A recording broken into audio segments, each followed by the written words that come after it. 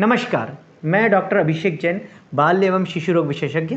मैं पिछले 10 वर्षों से सेंट जोसेफ हॉस्पिटल के एनआईसीयू में अपनी सेवाएं दे रहा हूं। आज हम बात करेंगे एनआईसीयू के बारे में और किन बच्चों को एनआईसीयू में रखने की आवश्यकता होती है। एनआईसीयू मतलब नवजात गहन चिकित्सा इकाई। इनमें पैदा हुए बच्चे से लेकर 28 दिन तक के बच्चों को रखा जाता है। जो बच्चे गंभीर होते हैं उन्हें हमें एनआईसीयू में रखने की आवश्यकता होती है। अब वो कौन से बच्चे हैं जिन्हें हमें एनआईसीयू में रखने की आवश्यकता होती है? तो कुछ बच्चे ऐसे होते हैं जिन्हें हमें पैदा होते ही एनआईसीयू में रखने की आवश्यकता होती है। तो सबसे पहले जो बच्चे समय से पहले हो जाते हैं उन्हें हमें एनआईसीयू में रखना पड़ता है। जो बच्चे 37 हफ्ते से 40 हफ्ते के होते हैं उन्हें हम पूरे समय के बच्चे कहते हैं। तो जो बच्चे 37 हफ्ते के पहले होते हैं वो प्रीमेच्योर बच्चे कहलाते हैं। हमारे एनआईसीयू में हम 35 हफ्ते से कम के बच्चों को और 26 हफ्ते से अधिक के बच्चों को एनआईसीयू में रखते हैं। दूसरा, जो बच्चों का वज़न कम होता है, 2.5 किलो से लेकर 4 किलो तक के बच्चों को नॉर्मल वज़न के बच्चे कहा जाता है। जो बच्चे 2 किलो से कम के होते हैं उन्हें हमें एनआईसीयू में रखने की आवश्यकता होती है। हम अपने अस्पताल में 700 ग्राम से लेकर 2 किलो तक के बच्चों को एनआईसीयू में रखते हैं। एनआईसीयू का स्टे बच्चे के वज़न और बच्चे के कितने समय पे हुआ है इस पे निर्भर करता है। जो बच्चा जितना पहले होगा या जिनका वज़न जितना कम होगा, जैसे 1 किलो से नीचे के बच्चे होते हैं उन्हें हमें लगभग 1 महीने तक के लिए एनआईसीयू में रखने की आवश्यकता होती है। तीसरा, जो बच्चे समय के बाद होते हैं उन्हें भी हमें एनआईसीयू में रखना पड़ता है। जैसे जो बच्चे 42 हफ्ते के बाद होते हैं उन्हें हम एनआईसीयू में रखते हैं।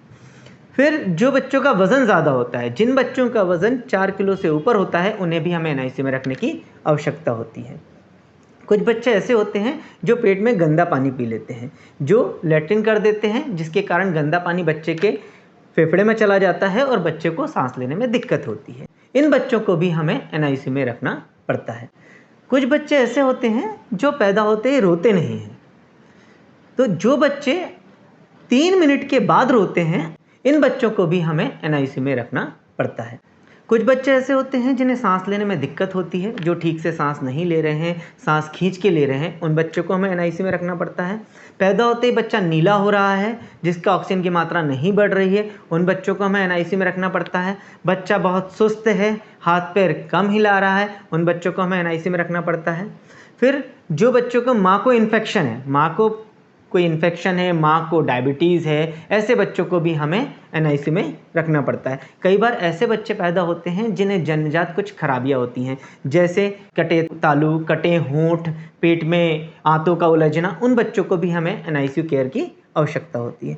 अब कुछ बच्चे ऐसे होते हैं जो पैदा होते ही तो ठीक होते हैं, पर उन्हें हमें बाद में मतलब पैदा होने के 28 दिन के बीच में हमें एनआईसीयू में रखने की आवश्यकता होती है। तो सबसे ज़्यादा जो बच्चे होते हैं पीलिया के कारण हमें बाद में एनआईसीयू में रखना पड़ता है। नॉर्मली छोटे बच्चों में तीसरे दिन से 7वें दिन पीलिया आता है, पर जिन बच्चों में पीलिया अधिक आता है उन्हें हमें एनआईसीयू में रख के इलाज करने की आवश्यकता पड़ती है। हम ऐसा मान सकते हैं कि यदि बच्चे का पीलिया 13 से अधिक है, यदि पूरे समय का है, वज़न उसका नॉर्मल है, तो 13 से अधिक है तो हमें उन्हें एनआईसीयू में रखना पड़ता है। परंतु कुछ बच्चे जो समय से पहले होते हैं अथवा वज़न कम होता है उनको हमें कम बिलिरुबिन में भी बच्चों को एनआईसीयू में रखने की आवश्यकता पड़ती है। इसके बाद कुछ बच्चे ऐसे होते हैं जो वॉमिटिंग, उल्टी कर रहे हैं, बार बार उल्टी कर रहे हैं, पीले या हरे कलर की उल्टी कर रहे हैं, उन बच्चों को भी हमें एनआईसीयू में रख के इलाज करने की आवश्यकता होती है।